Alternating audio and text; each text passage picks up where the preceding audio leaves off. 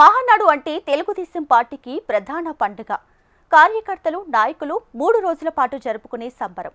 నాడు స్వర్గీయ ఎన్టీఆర్ పార్టీని స్థాపించినప్పటి నుంచి ఇప్పటి వరకు కూడా ఈ మహానాడుని అత్యంత వైభవంగా నిర్వహిస్తూ వస్తున్నారు.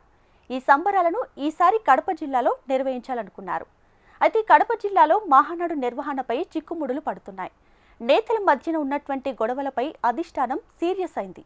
అప్పటి నుండి వారు ఏమీ మాట్లాడకుండా సైలెంట్ అయిపోయారు. అయినా వివాదం మాత్రం అంతర్గతంగా రగులుతూనే ఉంది. అందుకే ఇప్పటి వరకు సభాస్థలం ఖరారు చేయలేదు. ఈ నేపథ్యంలో మహానాడుని మరో చోటికి మార్చబోతున్నారనే భిన్న కథనం కూడా ప్రచారంలో జోరుగా సాగుతుంది. తెలుగుదేశం పార్టీ మహానాడు నిర్వహణను ఈసారి అత్యంత ప్రతిష్టాత్మకంగా తీసుకుంది. అందుకేనేమో మొదటి నుంచి పట్టున్న రాయలసీమ ప్రాంతంలో, అందులోనూ జగన్ సొంత జిల్లా అయిన కడపలో నిర్వహించాలనుకుంది. విభజిత ఏపీలో రెండోసారి అధికారంలోకి వచ్చాక టీడీపీ నిర్వహిస్తున్న మహా ఉత్సవం కావడంతో అధిష్టానం అత్యంత ప్రతిష్టాత్మకంగా తీసుకుంది. వైసీపీని గద్దెదించి పవర్లోకి రావడానికి రాష్ట్ర వ్యాప్తంగా టీడీపీ శ్రేణులు పడ్డ కష్టాలు, త్యాగాలను గుర్తు చేసుకుంటూనే పార్టీ భవిష్యత్తుకు బాటలు పరచాలని చూస్తోంది. ఈ మహానాడు వేదిక నుంచి జాతీయ స్థాయిలో తెలుగుదేశం పార్టీ శ్రేణులకు దిశానిర్దేశం చేయాలనుకుంటున్నట్లు తెలుస్తోంది. అంతేకాదు జగన్ సొంతగడ్డపై నుంచి వైసీపీకి కూడా ఒక హెచ్చరికలా అధిష్టానం భావించినట్లు ఉంది. ఈ నేపథ్యంలోనే కడప జిల్లాను ఎంపిక చేసినట్లు చెప్తున్నారు. అయితే కడపలో మహానాడు ఏర్పాటుకు మొదట జిల్లా నాయకులందరూ అంగీకరించిన వారి మధ్య ఉన్న అంతర్గత విభేదాలు, మనస్పర్ధలు కార్యక్రమ నిర్వహణకు అవాంతరంగా మారాయంటున్నారు పార్టీ శ్రేణులు. మహానాడు నిర్వహణ అంటే ఆషామాషీ కాదు. ప్రతి ఒక్కరూ కంకణబద్దులై శ్రమిస్తేనే విజయవంతమవుతుంది. కానీ ఆ సీరియస్నెస్ ఈ జిల్లా సైకిల్ నేతల్లో కనిపించకపోవడంతో అధిష్టానం కూడా ఆచీతూచీ అడుగులేస్తున్నట్లుంది. ఇప్పటికీ ఒకసారి నాయకులకు పార్టీ అధినేత చంద్రబాబు సీరియస్గా వార్నింగ్ ఇచ్చినట్లు తెలుస్తోంది. రాక వచ్చిన అవకాశాన్ని విభేదాల కారణంగా వినియోగించుకోలేకపోతే భవిష్యత్తులో ఈ జిల్లా నేతలకు ఎందులోనూ ప్రాధాన్యత ఉండబోదని కూడా హెచ్చరించారట. కాగా ఉమ్మడి కడప జిల్లాలోని నేతలకు మహానాడు కార్యక్రమాన్ని విజయవంతం చేయటం సులువైన పనేం కాదు. కూటమి అధికారంలోకి వచ్చి 11 నెలలు పూర్తవుతున్న జిల్లా ముఖ్య నేతలు ఇప్పటివరకు సొంత పార్టీలోని కింది స్థాయి లీడర్లను, కార్యకర్తల్ని కనీసం పలకరించిన పాపాన కూడా పోలేదనే ఆరోపణలు ఆ పార్టీ నుంచి వినిపిస్తున్నాయి. ఎన్నికల ముందు నాటి అధికారపక్షం వైసీపీని ఢీకొని ఎన్నికల సమయంలో టీడీపీ గెలుపుకు కృషి చేసిన గ్రామ, వార్డు, బూత్ స్థాయి నాయకులనే కాదు, కనీసం మండల స్థాయి లీడర్లను కూడా పిలిపించుకుని మాట్లాడిన సందర్భాలు లేవని చెప్పొచ్చు. నియోజకవర్గ ఎమ్మెల్యేలు, ఇన్ఛార్జీలు అత్యంత సన్నిహితంగా ఉండే తమ బంధువులు లావాదేవీలు నిర్వహించే కోటరీ చట్టంలోనే ఉండిపోయారని కార్యకర్తలు తీవ్ర అసంతృప్తితో ఊగిపోతున్నారు.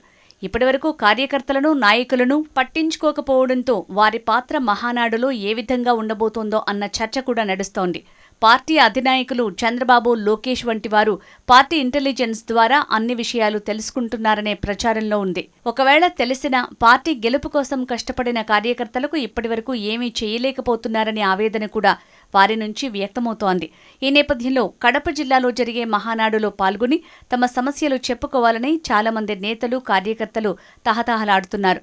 పార్టీలో తమకు జరుగుతున్న అన్యాయం, ఎమ్మెల్యేలు, నియోజకవర్గ నేతల నుంచి ఎదురవుతోన్న నిరాదరణ గురించి వివరించాలనుకుంటున్నారు.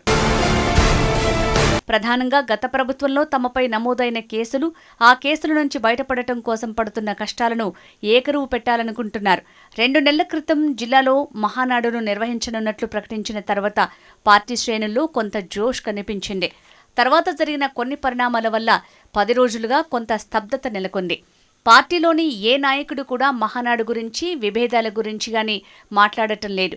పార్టీ రాష్ట్ర అధ్యక్షుడు శ్రీనివాసరావు ఆధ్వర్యంలో వచ్చిన ఒక బృందం మహానాడు స్థలాన్ని పరిశీలించేందుకు వచ్చినప్పుడు జరిగిన గొడవను అధిష్టానం వద్దకు తీసుకువెళ్లటం, ఒంటిమిట్ట కోదండరామయ్య ఉత్సవాలకు సీఎం చంద్రబాబు వచ్చినప్పుడు జిల్లా నేతలకు క్లాస్ పీకటం వంటివి అన్నీ జరిగిపోయాయి.